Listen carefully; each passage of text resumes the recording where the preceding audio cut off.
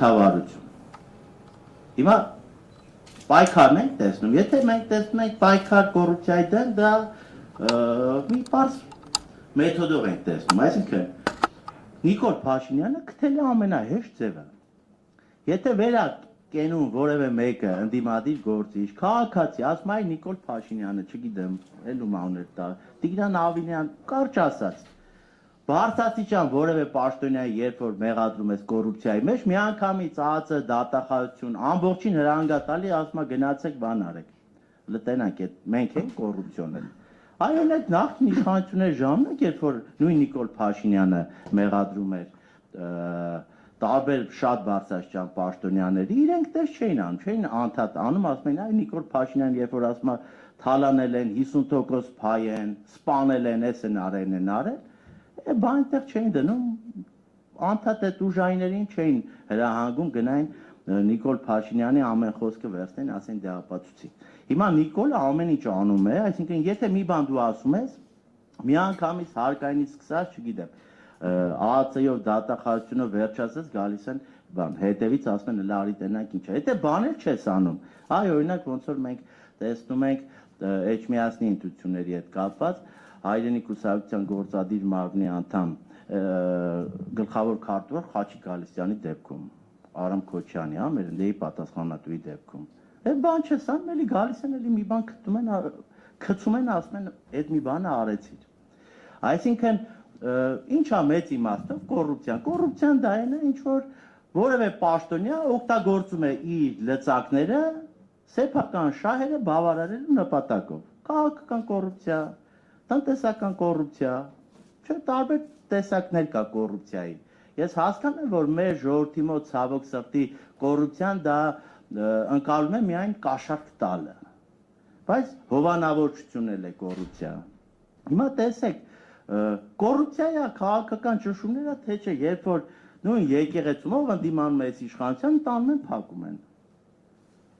Կարգալույց են արվում, չգիտեմ, օրերի ընթացքում դատական կարգ են նիստ են նշանակում, այդ մարդկանց վերականգնում են։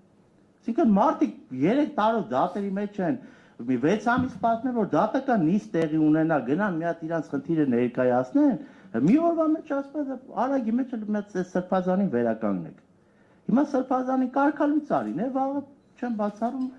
կամ այսօր արդեն չգիտեմ, 2 ժամ հետո կարող ասեմ, մի հատ սրբազանին հələ դատարանով նորից սարքեք սրբազան։ Աբսուրդի ժանր։ Քաղաքական ճնշումների մասով, էլի հովանավորչության, կոռուպցիայի մասով։ Այսօր բանակի տոնն է, շնորհավոր։ Մենք հիշում ենք, չէ՞, ազգային ժողովի պաշտպանության, անվտանգության այդ համապատասխան հանձնաժողովի նախագահ Քոչարյան Անդրանիկը։ Բերել նստացել էր գլխավոր զինկոմին, եթե սխալ չեմ հիշում, նաև պաշտպանության փոխնախարարին ազգային ժողովում ցույցում էր տալիս, ասում էր, այդ միտինգներին, որ անում են, դուրս են գալի, ասում են, երկիր ենք փրկում, երկիր փրկողեք, ով որ ուրեմն բանա, բռնվել է, միտինգներին մասնակցել է Տարեկ Եռամսյա հավաքներին։ Սա ուղղակի աբսուրդ է ու որևէ տրամաբանության մեջ չի տեղավորվում։ Ու այդ ժամանակ մենք չտեսանք, որ այդ նույն փոխնախարար, չգիտեմ, ինչ էր, գլխավոր զինկոմ դուրս գային ասեն դու ով ես, որ մեզ նման հրահանգ տաս։ Լավ են չափալախը չտվին, հələ գլուխը քարը, թող իրանք մտածեն։ Մենք անընդհատ տեսնում ենք իշխանության կողմից քաղաքական ճնշումներ, լրագրողների մասով։ Ու ընդ որում մի իշխանություն, որ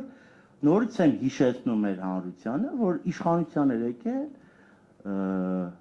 ժողովրդավարության, ազատ խոսքի, հավասարության, շահերի պաշտպանության խոստումներով։ Լրագրողները հարց են տալիս, քննադատում են, մի հատ տհաճ որակում են տալիս, միանգամից գնացին ամիսներով նստելու։ Մի հատ նայեք ձեր իշխանության խոսույթը։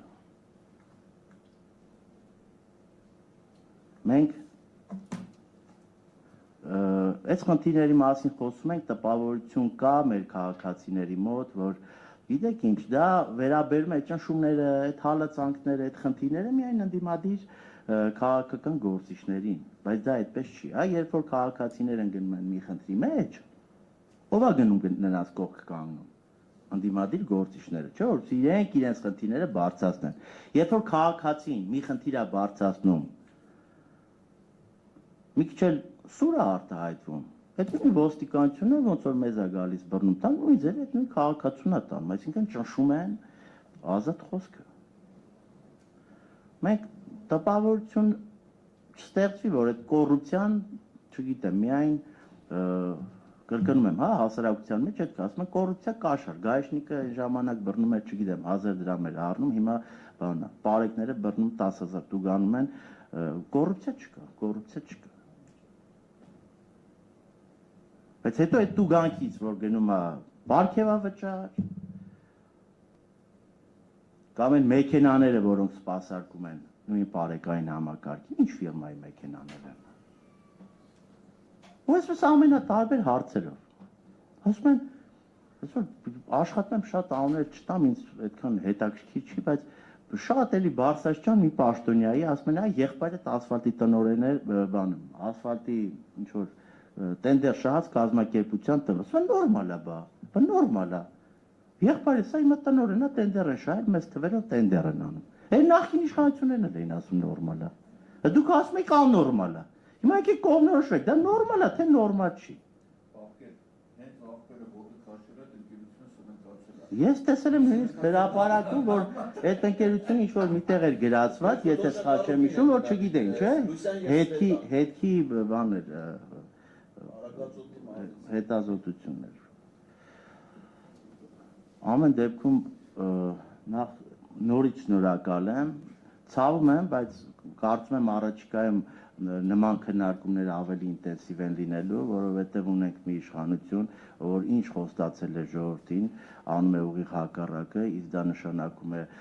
կոռուպցիան էլ է մեծանալու, քաղաքական ճնշումներն էլ են ավելի մեծանալու,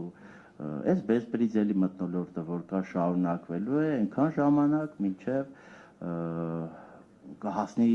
հասարակության ավելի լայն շերտերի գրպանին, ուղեղին, մարմնին, կհամախմբենք ու կփոխենք իշխանությունը, կպրծնի նաև այս մեր խնդիրները։